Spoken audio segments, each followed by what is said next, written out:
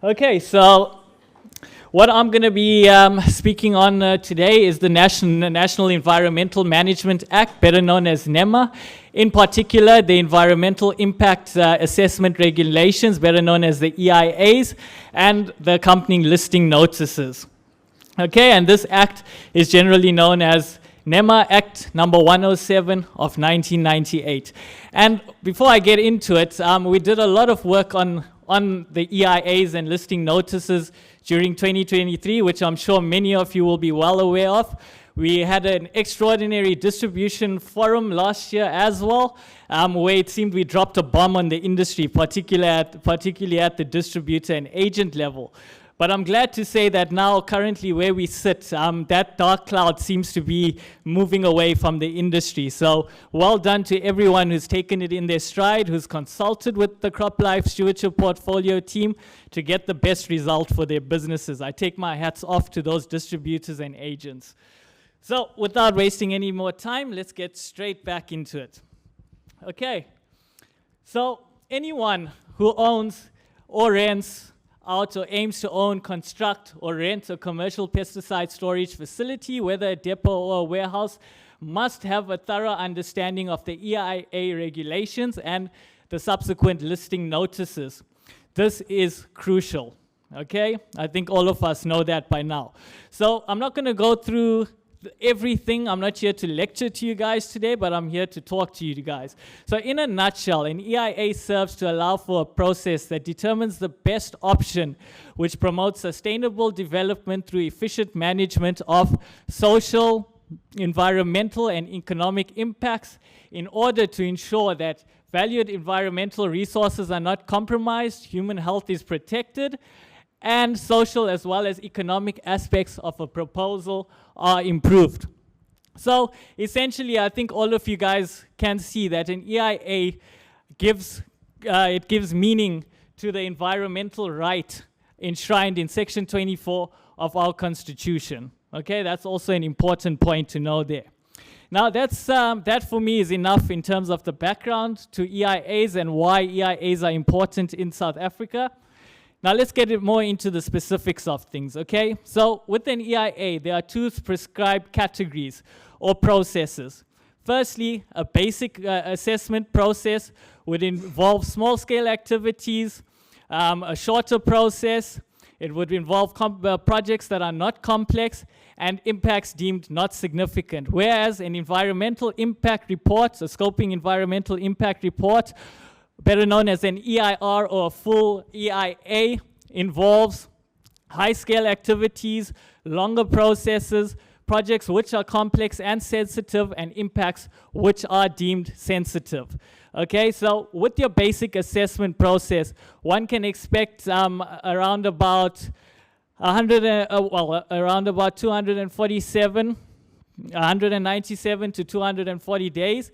But again, where a report has to be corrected and redistributed, one can expect 247 days. So 197 days, best case scenario, 247 days, worst case scenario. Whereas for a full assessment, if everything goes well, one can expect that process to take around 300 days. But again, where a report has to be corrected and redistributed, then one can expect up to around 350 days in terms of that process to be completed.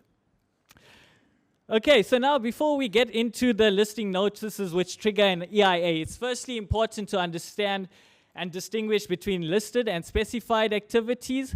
It's also important to understand what the definition of dangerous goods is within the regulations itself and the listing notices. And it's also important to understand what they mean by a container, the word container, which is present in the listing notices. So firstly, let's differentiate between the listed and specified activities. Here's a listed activities, very simply put, and as all of you will see on the screen, these activities are listed everywhere in South Africa unless an exclusion applies, where specified activities are only specified in identified geographical areas.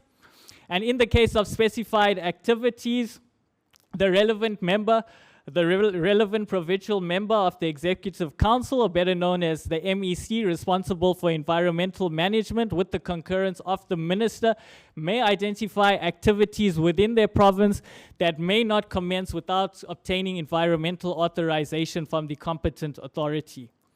Okay, and that's an important bit, and you'll see why this becomes important when I take all this information and put it into perspective. Okay. As I mentioned, it's also important to understand what is meant by dangerous goods in the listing notices and the regulations.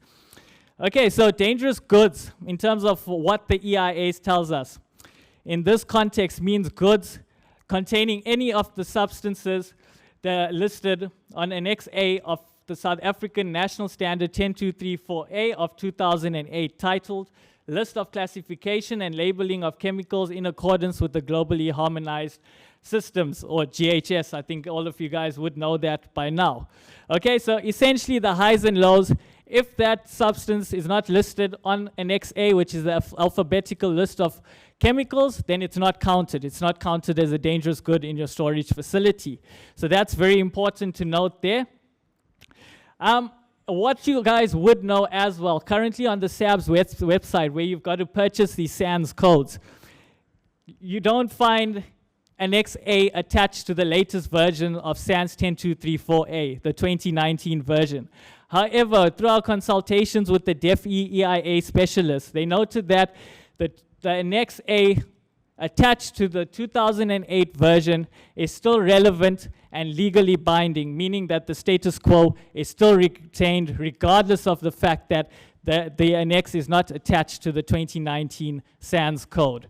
Okay, so that's very clear in itself there. Okay, so we've now touched on the definition of dangerous goods, and now this is where it gets very, very interesting, okay? What is meant by the term container in the regulations, guys?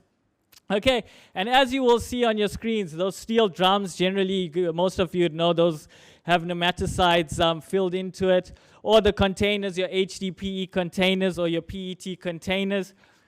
That's what they mean by containers. So everything you see on your screens with the tick, the primary packaging that the product is filled into needs to be a container. And we can even throw a shipping container into that definition as well. That's what the DEF-E take to be a container in terms of what the regulations are saying.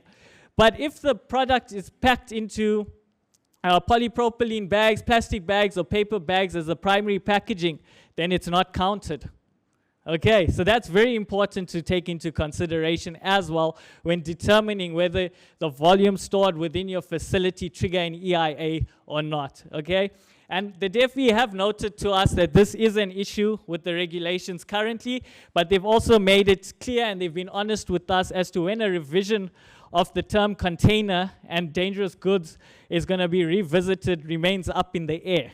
So currently we can only work with what's in front of us, and the DEF-E are clear. And during the Extraordinary Distribution Forum meeting, this also became apparent, where they did communicate the exact information that I'm communicating to all of you today as well. So this is very much in line with what the DEF-E is saying. We're not trying to take shortcuts, okay? But for all of you, this is currently beneficial in that regard. So for me, the key things are here. Dangerous good. What's a dangerous good in your facility, okay? You can go and look at the Annex A. But for me, let's firstly start by saying any pesticides with your UN number, we're going to count as a dangerous good because that's aligned with the GHS. So if it has a GHS classification, it has a UN number, it means it's a regulated product, count it as a dangerous good. If your volume triggers an EIA, then we can go back and look specifically at Annex A to see whether any of those substances are listed on that list. Okay, so it's a tiered approach. Firstly, look at what you have, then go back and get more technical about it. Okay, so that's how you guys need to think about it. Okay, so now that we've done that groundwork, let's get into the listing notices. Okay, and this very simply put, it's not that difficult to understand once you get the hangs of it.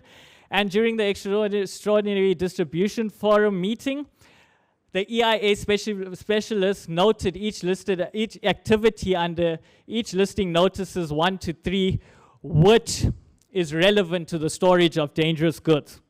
Okay, so listed activity 14 in terms of listing notice 1 is relevant in terms of dangerous goods. And what this means is that if your facility has a combined volume of pesticides that meet the definition of dangerous goods filled into containers in cubic meters stored, okay?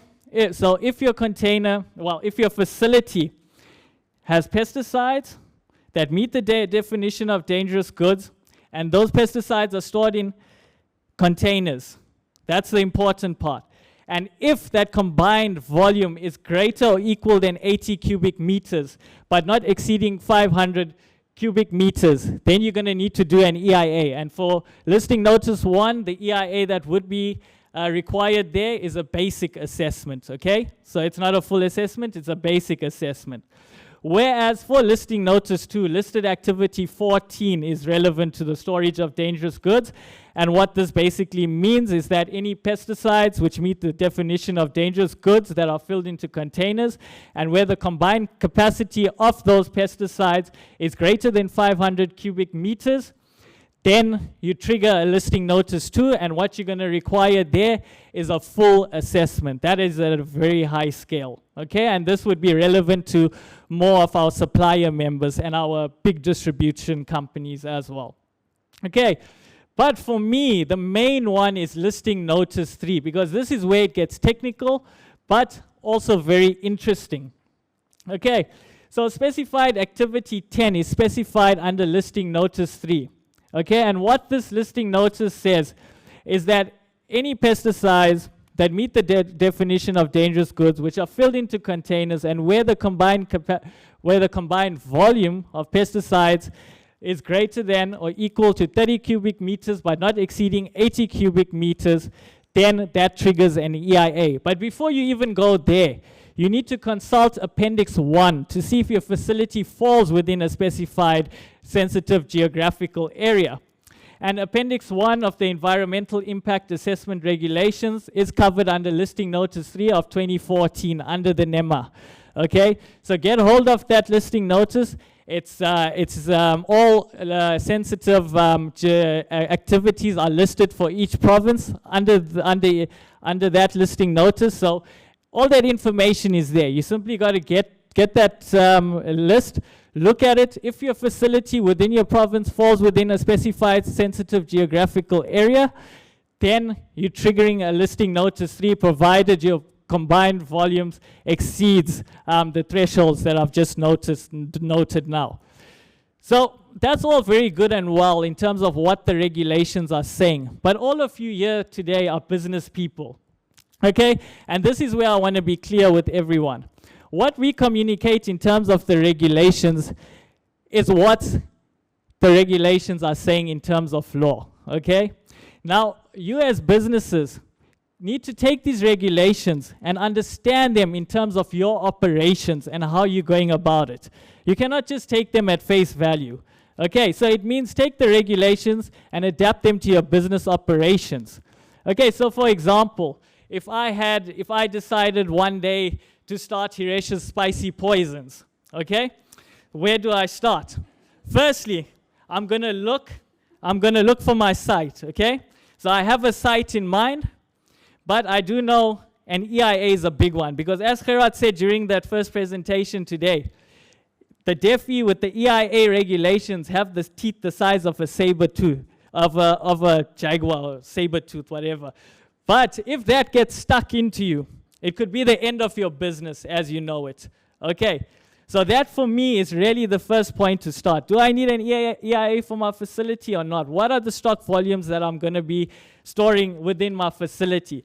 First place for me to start is not looking at listing notice 1 or listing notice 2. It's looking at listing notice 3, because I want to know whether my site falls within a specified sensitive geographical area.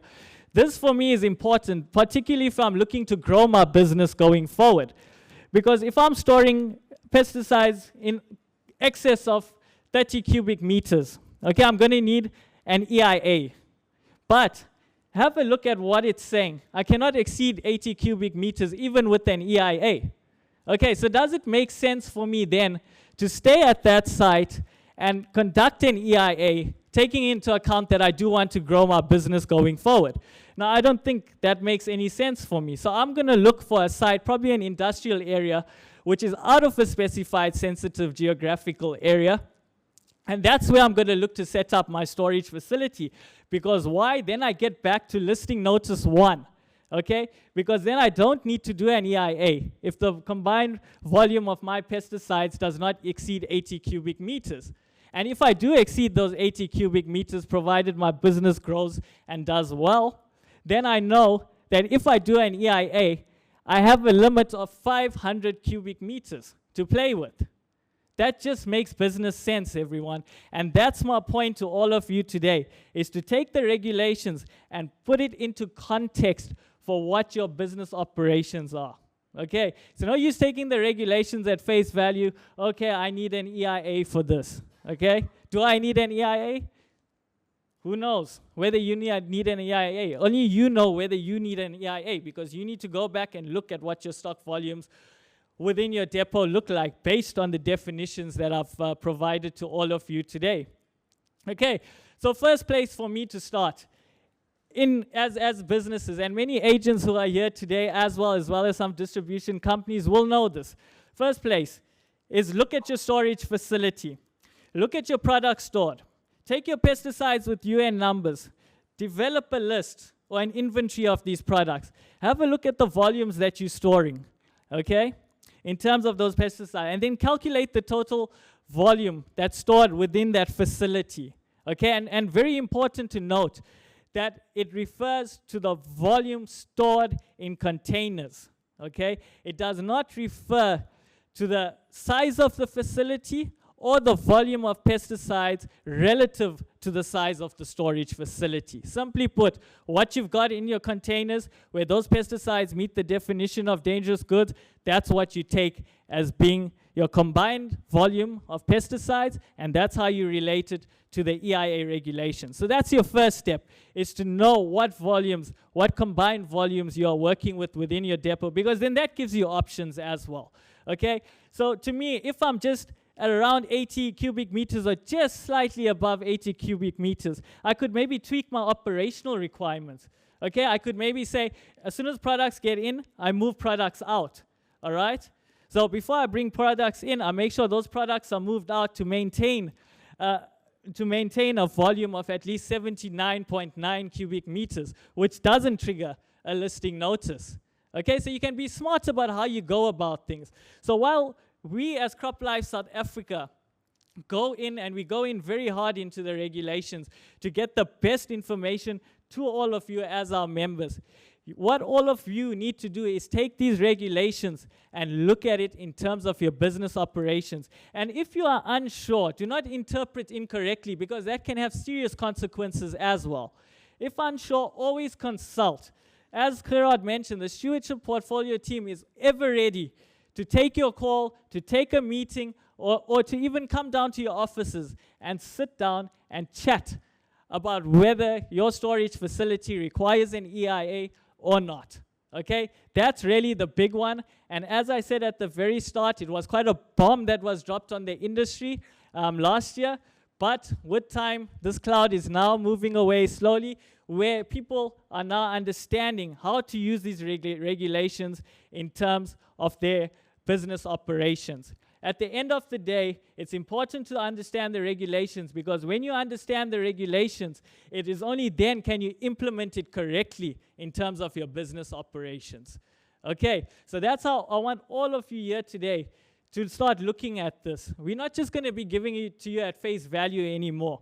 I think the stewardship portfolio team has had a lot of discussions around this, where we need to start talking about regulations to our members in terms of their business operations. And that's what we're going to push going forward. And I think anybody who's been part of the stewardship forums, part of the compliance forums, who have been attending those diligently, can see this now coming through, where we are putting the regulations into context for our members in terms of their business operations. But ultimately, it's not a one-shoe-size-fits-all. Each facility is not going to be the same. It's up to that facility and the people responsible for that facility to do their research and to understand what regulations are important to them and what's currently not. Okay, so that's just the highs and lows of the EIA regulations. And like I said, this came through last year, okay, where we did a lot of work on the EIA regulations. We've since compiled pesticide distributor agent depot compliance checklist. These all came to be in 2023. We have it for the distributors and agents as well as for your warehouses. A lot of our members felt that it should be split up. You cannot have it as one document. And yes, we agreed with our members and we listened, where we split this up to make the process easier. But in these checklists, what you get are all these regulations covered. The EIA regulations are covered, where we've given advisories as well in terms of what you need to do. Okay, take for example again, if you have a pesticide storage facility now currently operational, okay, what do I do? Do I need an EIA or do I not? That's always your first base. And if you do need an EIA, if there's no way around it, then you've got to look at NEMA section 24G, which gives you the chance to correct your wrongs. And basically, any penalties that are determined through NEMA section 24G will be in line with what the regulations said at the time your depot was erected, okay, and became functional. So those are important notes in our checklist. So I encourage every one of you here today to get onto these checklists, have a look at it. They're comprehensive checklists because our members have diverse business operations. We cannot in one checklist cover the business operations for one company. You've got to look at it holistically, and as I said, you've got to take it and adapt it to your business operations, because that's the only time you will see the fruit of the resources that we are putting out to all of you. Okay? But it just didn't stop there. We've also made available the Act for you to go and look at. If you guys need your lawyers to study it, it's all there, readily available on our website. We've also taken it further this year on the 15th of March, and I was glad to see the attendance. We had about 160 people attending the webinar on storage. Okay, that for me was very good. It's probably one of our highest attendance this year in terms of our webinars. I did a webinar on storage which covered the EIA, but we just didn't cover the EIA. We covered it in terms of all applicable legislation at national, provincial, and local levels, okay, in terms of storage facilities. So these checklists and the webinar that we've done is essentially a holistic approach to what a compliant storage facility should look like in terms of what the regulations are saying, okay? And I think all of you are well aware of the EIA. Like I said, it was a big bomb that dropped on the industry, but what I'm glad to see is that many of you have taken it in stride, where people have been unsure, members have come to us, members have consulted with us, and members have found that it's not as bad as you think it is. In fact, a lot of members have found that that one dark cloud that was circulating around their facilities has now moved away in its entirety, because they've understood it in terms of their business operations. And that's the key. Because if I was in your position today, anything that came out of CropLife South Africa, I would look at the relevance in terms of my business operations. Do not just take anything at face value. Question things and look at it in terms of what you are currently doing on the ground.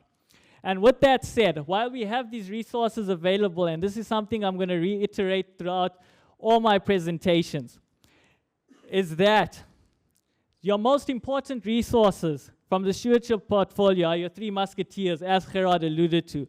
Myself, Quaid, and Gerard. We are readily available to assist our members, okay?